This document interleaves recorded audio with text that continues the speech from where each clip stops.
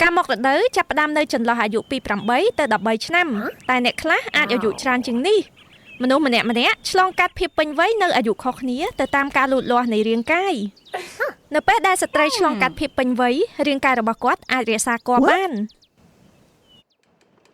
ជារៀងរាល់ខែក្រពេញអូវ៉ាមួយក្នុងចំណោម2នឹងបញ្ចេញមេជីវិតញីតូចមួយចូលទៅដៃស្បូន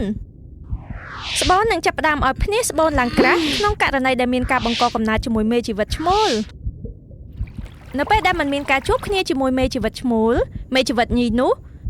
នឹងបន្តដំណើរទៅតាមដៃស្បូនបញ្ជាក់ប្រាប់ស្បូនថាมันមានការបង្កកំណើតនោះទេ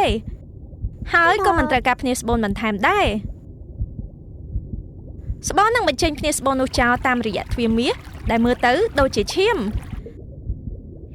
នេះហើយដែលគេហៅថាការមករដូវជាទូទៅការមករដូវកើតឡើងជារៀងរាល់21ទៅ35ថ្ងៃដែលមានរយៈពេលពី2ទៅ7ថ្ងៃនៅពេលដែលមនុស្សម្នាក់ចាប់ផ្ដើមមករដូវដំបូងគាត់អាចមករដូវតិចឬច្រើនដងអ្នកខ្លះហៅរយៈពេលនៃការមករដូវថាមកថ្ងៃខែឬបងប្អូនមកលេងឈាមរដូវអាចច្រើនតិចឬមធ្យមសញ្ញាមុនមករដូវឬ PMS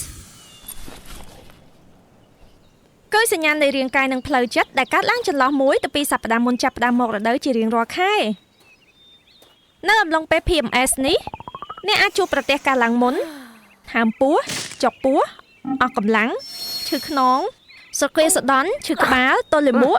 រាគលហិតលហើយមួម៉ៅពិបាកផ្ដោតអារម្មណ៍ stress ឬពិបាកគេងអូច្រើនណាស់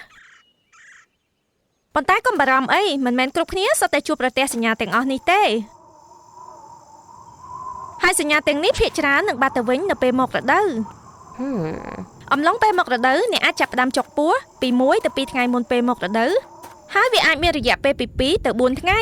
ការចុកពោះពេលមករដូវគឺដោយសារតែការកន្ត្រាក់នៃស្បូនដើម្បីឲ្យមានការបញ្ចេញភ្នាស្បូនការកន្ត្រាក់នេះអាចនាំឲ្យមានការចុកនៅផ្នែកក្រោមនៃពោះឬផ្នែកក្រោមនៃខ្នង